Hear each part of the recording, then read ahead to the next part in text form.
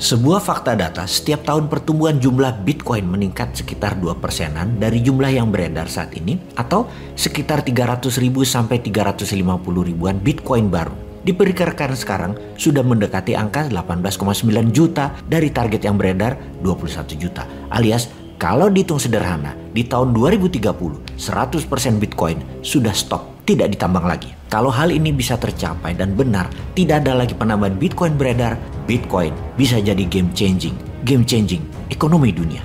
Mengapa game changing? Kita semua tahu sekarang banyak negara yang sudah tidak lagi percaya meletakkan devisa negaranya dengan dolar, tetapi mulai menggunakan kembali emas. Dan jangan kaget, kalau banyak negara, terutama negara yang bervisi ke depan, akan menggunakan Bitcoin sebagai devisa negaranya. Inilah rencana Newmind ke depan dalam sisi keuangan negara, yaitu menggunakan emas dan Bitcoin perlahan-lahan dari tahun 2024 untuk menggantikan tumpukan kertas US dollar dan surat hutang US dollar. Untuk itu semua, apakah dolar dan Amerika akan diam saja? Kita semua tahu bahwa Amerika akan mengembargo, melakukan sanksi ekonomi pada negara yang tidak taat pada sistem dolar. Tidak menggunakan dolar dalam transaksi antar negaranya pasti dihukum Amerika. Namun sejak Rusia mempunyai rubel backed by gold dan Tiongkok di dalam transaksinya dengan Rusia, baik ekspor Tiongkok ke Rusia yang merupakan 19% impor Rusia dan ekspor Rusia ke Tiongkok yang merupakan 4% impor Tiongkok, kedua negara tersebut setuju menggunakan rubel sebagai basis transaksi alias based on gold juga. Keduanya dalam 6 bulan ini sudah meningkatkan transaksinya lebih dari 30% yang akan membuat ikatan keduanya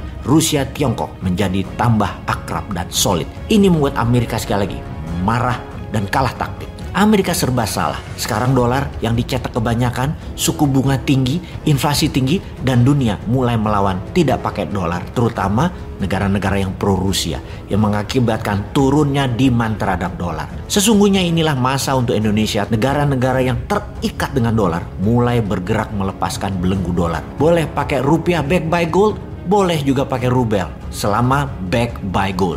Rindu banget deh punya negara dan pemimpinnya yang kelas dunia, yang tahu masalah dunia dan tahu menyelesaikannya, dan ikut bermain aktif, bukan hanya diplomasi tatap muka, meeting foto-foto. Perlu lebih agresif lagi, dan saat ini peluang terbaiknya adalah peluang untuk memulainya. Jadi apa yang Indonesia harus lakukan? Pertama adalah membangun narasi di kalangan ilmuwan ekonomi dunia. Lakukan diplomasi dan dukung kampanye dedolarisasi, namun tidak menyakiti dolar yang akan membuat Amerika marah. Ada cara elegan. Dolar berkurang cengkramannya, Amerika berkurang pengaruhnya, namun dikompensasikan dengan kemakmuran dalam negeri Amerikanya. Kita semua pasti tahu bahwa sistem ekonomi dunia disanggah menggunakan dolar transaksinya, terbukti tidak membuat dunia semakin kaya, menjadi sejahtera, tidak membuat dunia semakin sejahtera, dan tidak membuktikan tidak ada perang. Maka kalau rumus ekonomi apapun jurusnya, kita hilangkan dolarnya diganti dengan emas dan Bitcoin, percayakah Anda, dunia akan stabil ekonominya.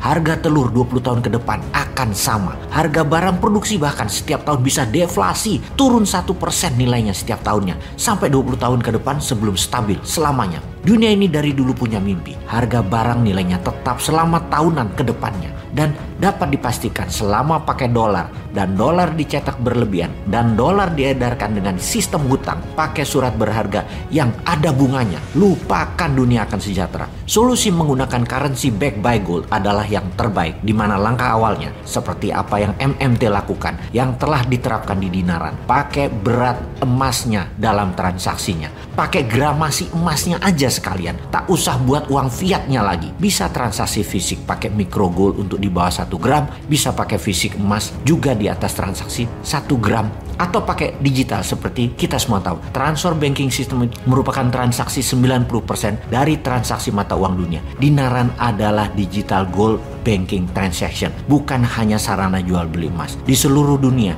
uang fiat, fisik uangnya tuh hanya 20% yang dipakai transaksi di dunia. Bahkan di Tiongkok tinggal 10%. Semakin kesini, dunia semakin cashless dan underlying transaksi terbaik tetap emas, gramasi emas. Ini bukan promosi dinaran yang diciptakan oleh 3 pakar ekonomi yang salah satunya adalah pengusaha papan atas mantan menteri. Namun, ini lebih dari kegelisahan bersama akan tidak adilnya dolar menjajah dunia dan adanya dogma di kepala ekonom-ekonom dunia yang sudah disekolahin Amerika dengan ilmu Amerika, yaitu menyembah dolar dan takut kepada Amerika. Kalau Bitcoin emas itu tumbuhnya masih lama, masih terus ditambang dan masih terus meningkat cadangannya sesuai kebutuhan pasar. Namun Bitcoin suatu saat nanti jumlahnya tetap 21 juta, di mana Bitcoin yang dalam jumlahnya tidak ada penambahan akan jadi patokan nilai baru yang selalu stabil, penyeimbang, penambah jumlah emas. Karena itu gold backed by Bitcoin adalah misi dunia setelah tahun 2045. Setelah di tahun 2045, Indonesia Emas adalah menggunakan 60% transaksi dunia menggunakan emas. Dan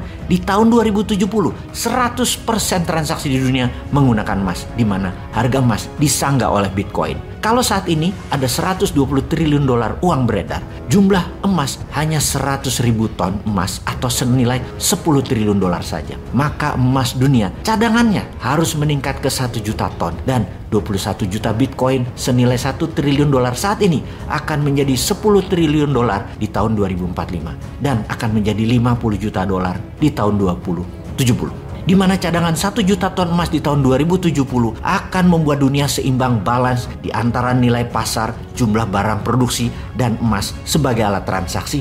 Dan sejak tahun 2070 ke depan, dunia tanpa inflasi, dunia tanpa bunga. Yang jadi pertanyaannya, apakah Indonesia pemimpinnya?